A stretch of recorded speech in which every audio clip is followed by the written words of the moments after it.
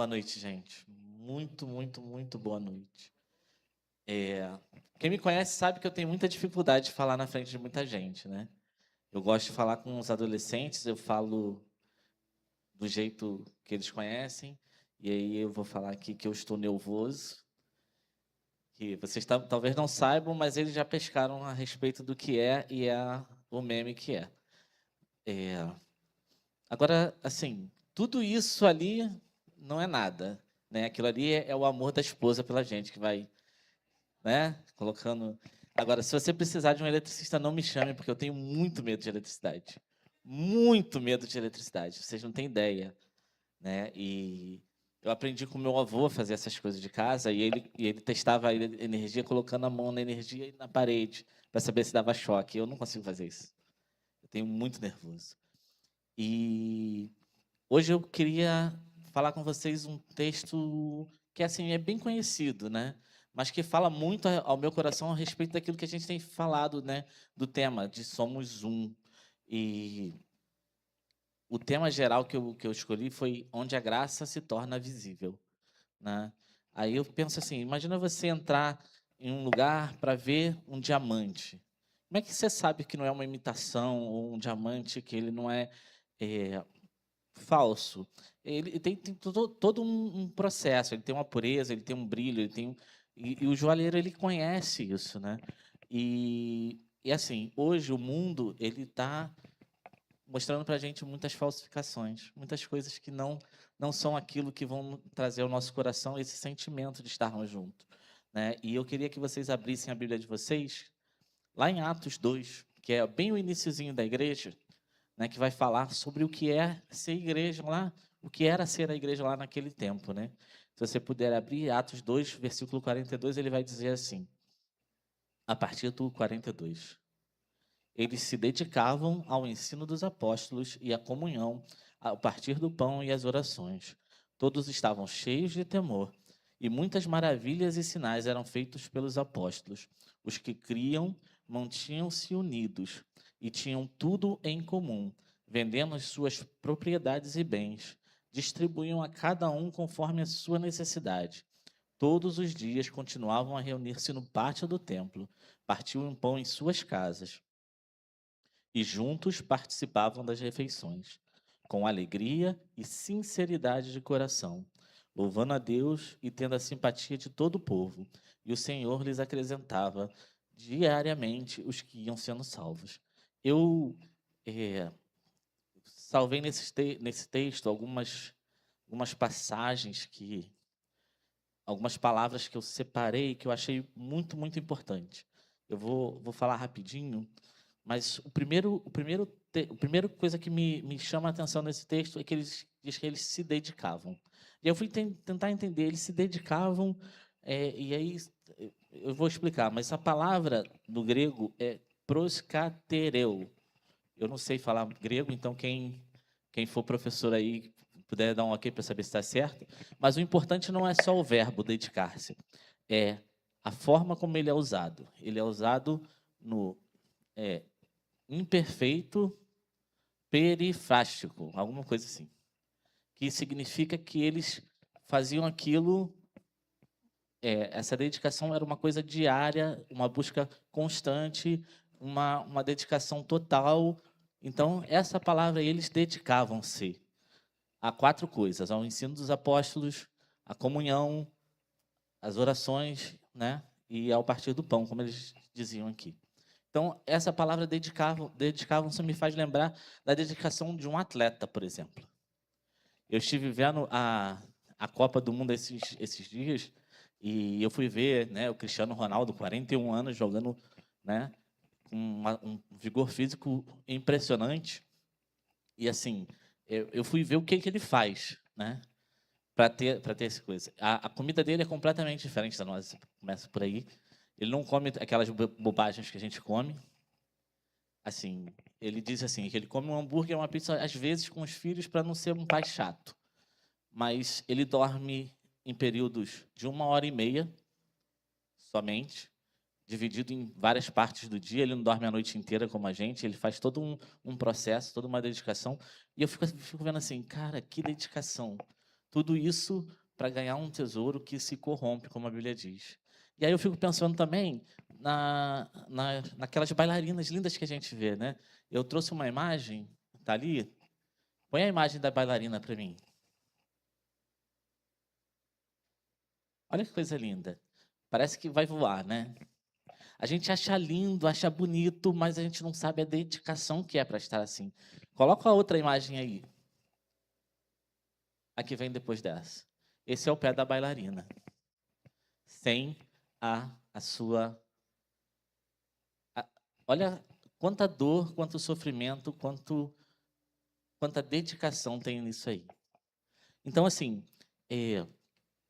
quando a gente pensa nisso, o mundo ele nos convida a nos dedicar a tantas coisas, né? Coisas que perecem, coisas que são materiais, passageiras, fama, acúmulo de riquezas, prazeres momentâneos.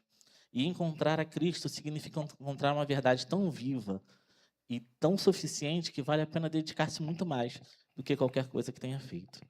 E aí, continuando, lá no versículo 43, ele vai dizer assim: em cada alma havia temor, né? E esse temor, ele usa a palavra phobos, né? Que é o temor do Senhor. Não é uma coisa assim, o temor de ter medo ou estar com medo de alguma coisa, mas é o entender a grandeza do que é. É como o nosso texto lá de Isaías 6, que é o tema do ministério Eco, que quando Isaías encontra Deus, né? Isaías 6, no capítulo 1, que ele diz assim: ai de mim, que eu vou perecer. Porque ele entende a grandeza de Deus. E aí eu fiquei pensando assim, como é que eu vou expressar isso visualmente para você entender? E aí eu pensei o seguinte: quanto a gente se sente pequeno quando a gente entende o tamanho que a gente tem. E aí eu fui pesquisar e vi que o Sol é cerca de 109 vezes maior que a Terra. O Sol é 109 vezes maior do que a Terra. E aí tem uma outra imagem, e diz assim: Arcturus, uma gigante vermelha, uma outra estrela, tem cerca de 25 vezes o raio do Sol. E a VY Canis maiores tem um raio estimado de 1420 vezes o raio do Sol. Aquele ali é o Sol, perto da outra estrela. Olha o quão pequeno nós somos. E aí, quando você olha para isso, você entende a realidade de quem é Deus para você. Deus, o Criador de todo o universo, ele tem essa grandeza. E é esse temor, essa consciência do quão pequeno nós somos e do quanto nós precisamos de Deus, é que nos vem à mente quando se fala aqui que eles tinham o temor do Senhor. E muitos sinais e maravilhas eram feitos pelos apóstolos. Olha que interessante. Muitas pessoas vivem um vazio profundo porque perderam a capacidade de se maravilhar com o sagrado. A vida sem Deus torna-se trivial e cinzenta. Mas quando Cristo entra na sua história, ele traz de volta o sentido e a reverência de Deus. E que Deus está está presente ativamente no seu dia a dia. E aí, as outras respostas que vão tendo a partir da nossa dedicação, do nosso temor ao Senhor, é que o isolamento e o individualismo, eles acabam. Né? Que lá no versículo 44, uma outra palavra que eu guardei foi os que criam mantinham-se unidos. A expressão grega que fala aqui descreve mais do que estar no mesmo espaço físico. Fala de uma convergência de propósitos, de corações alinhados na mesma fé. Cumpre-se a promessa de que os irmãos viveriam em profunda harmonia. Aqui o sentido é o mesmo sentido de quão bom e quão suave é que os irmãos vivam em união. É a promessa do Velho Testamento se cumprindo no Novo Testamento. E aí vem a ilustração para a gente das brasas na fogueira. Né? Quanto mais você separa, mais fria e sozinha ela fica e ela apaga. Mas quando junta, ela com o calor das outras, o calor permanece, às vezes, muito, muito tempo. E assim nós somos hoje, muito conectados por telas, e ao mesmo tempo solitários de coração. O individualismo moderno nos isola, mas o Evangelho salva pessoas para viverem não como ilhas. Jesus nos chama para fazer parte de uma família espiritual, onde você nunca mais precisará caminhar sozinho. E aí eu fico pensando aqui o seguinte: hoje a gente tem tantas coisas, tantas brigas por coisas tão pequenas, né? Às vezes eu ouço de gente que deixou de falar com a sua família por causa de política. Gente que deixou de falar com a sua família porque é de um lado, ou porque é de outro, ou porque gosta de um político, ou porque gosta de outro. Aí eu fico pensando assim, eh, o quanto nós temos depositado a nossa fé na política ou nos políticos e deixado que isso afete a nossa vida de forma a vivermos fora daquilo que a Bíblia nos ensina. Eu posso ser um cara de esquerda ou um cara de direita, mas isso não pode afetar o amor que eu tenho pelo meu irmão. Os lados políticos, a esperança nossa não está nisso, porque a nossa esperança ela é muito maior do que isso. Se você é um cara que defende a justiça social, isso não vem da política, isso já vinha da Bíblia. Lá quando Paulo fala que Deus aumenta a nossa semente para que aumente o fruto da nossa justiça, ou seja, Deus nos dá para que nós possamos dar ao outro. Não por uma obrigação, mas porque o nosso coração transformado, ele nos faz amar o outro ao ponto de viver aquilo que está aqui. Estavam todos unidos e tinham tudo em comum. E alguns vendiam suas propriedades para que os outros não passassem fome. E a igreja já tem feito isso há muito tempo. A igreja já tem se dedicado a não deixar a fome afetar a vida das pessoas há muitos anos. Muito antes de toda essa briga política de A e B, de C, D e de lado um ou outro, a igreja já tem dado voz àqueles que não tinham voz. A igreja já tem alimentado as pessoas, tanto física quanto espiritualmente. Então, assim, o isolamento acabou. Nós somos uma família em Cristo, né? E aí vem o amor em ação, que é a palavra koinonia, que diz, eles tinham tudo em comum, lá do 44 ao 46. Tinham tudo em comum. A verdadeira comunhão não era da boca para fora, ela se traduzia no partilhamento material e no partir do pão. E esse partir do pão não era só o momento da ceia. A gente via aqui que eles se reuniam e partilhavam o pão em casa. E às vezes, e pelo que diz aqui, pelo que a gente leu aqui, eles partilhavam o pão para que o outro não tivesse fome. Aquele que tinha mais, ajudava mais. E todos viviam juntos em comum, koinonia, expressão de comunhão, de amor. E aí eu pensei muito sobre isso, né? E aí eu vou pedir para botar ali, para mim, o texto de João 15, 34 e 35. Acho que é João 15. Eu anotei João 13, mas acho que é João 15. Pode botar para mim, Cláudio?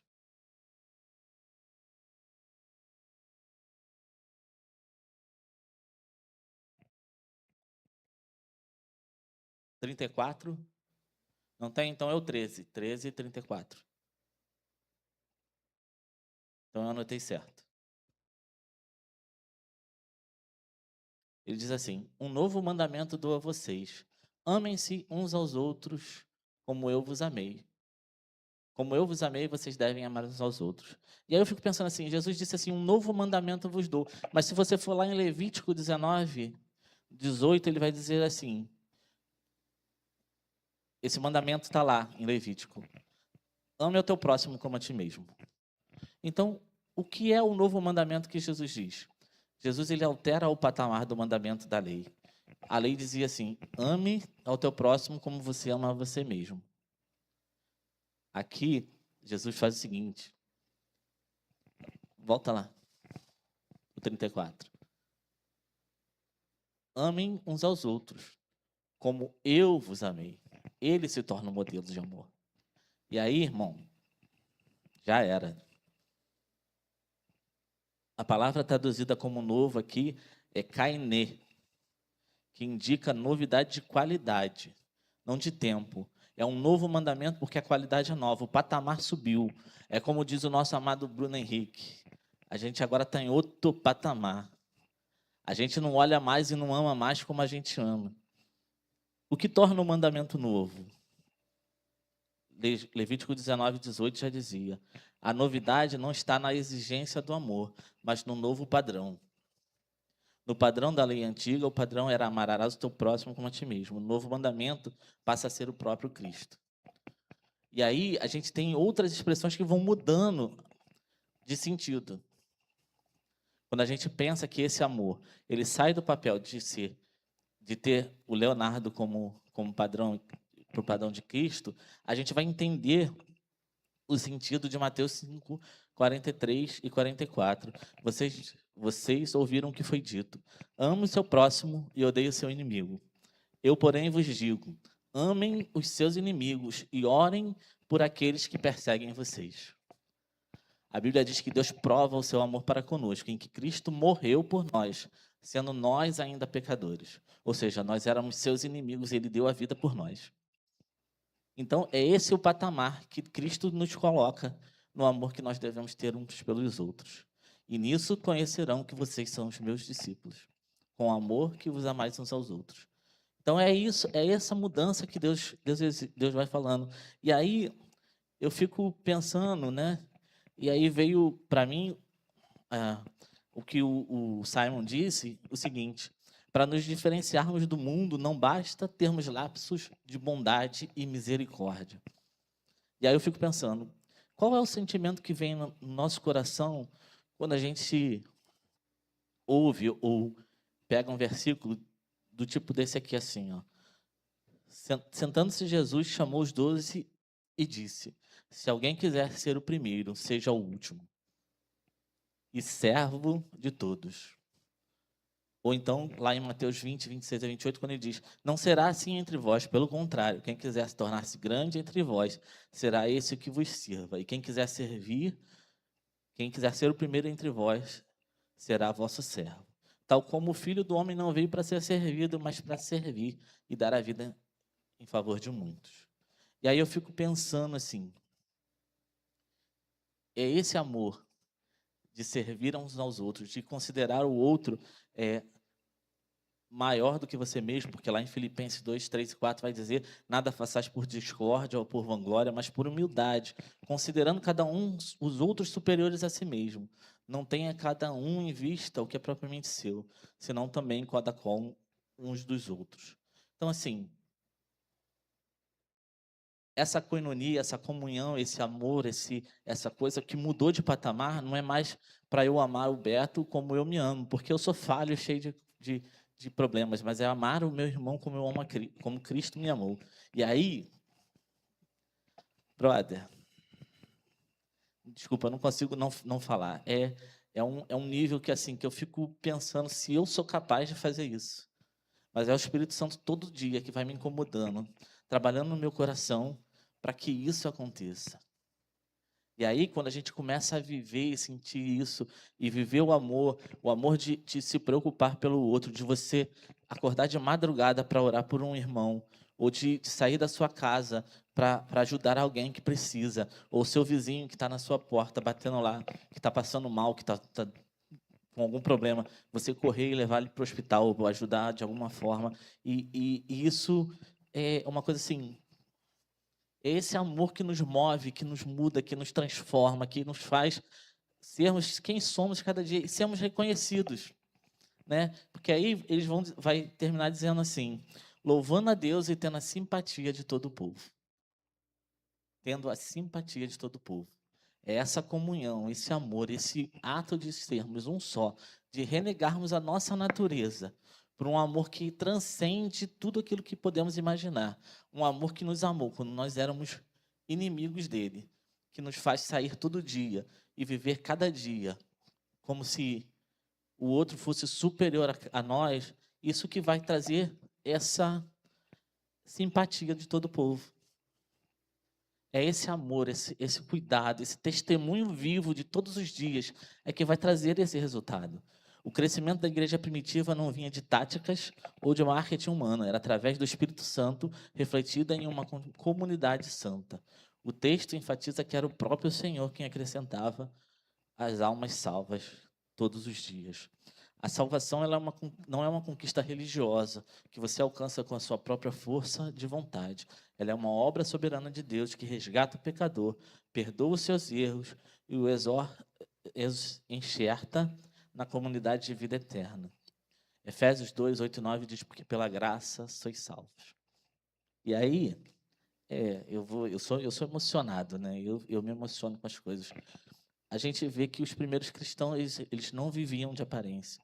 Eles tinham um propósito inabalável, viviam no temor do Senhor, quebraram o isolamento e praticavam esse amor de considerar o outro primordial na sua vida.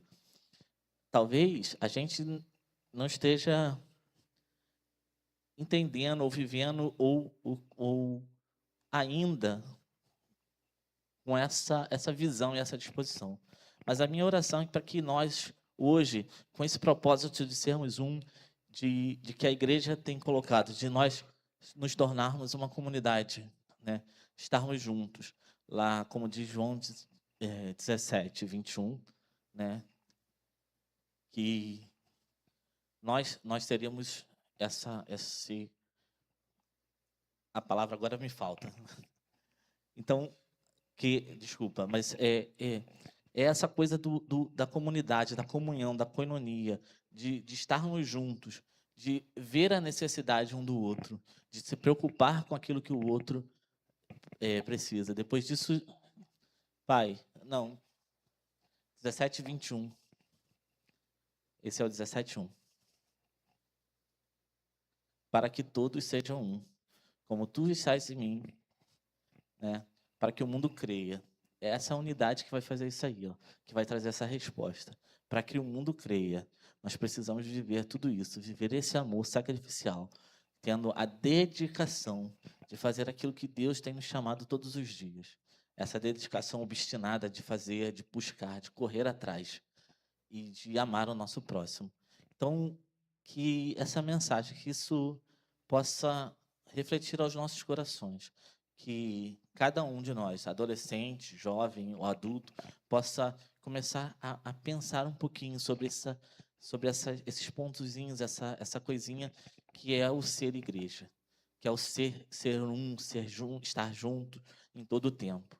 Amém?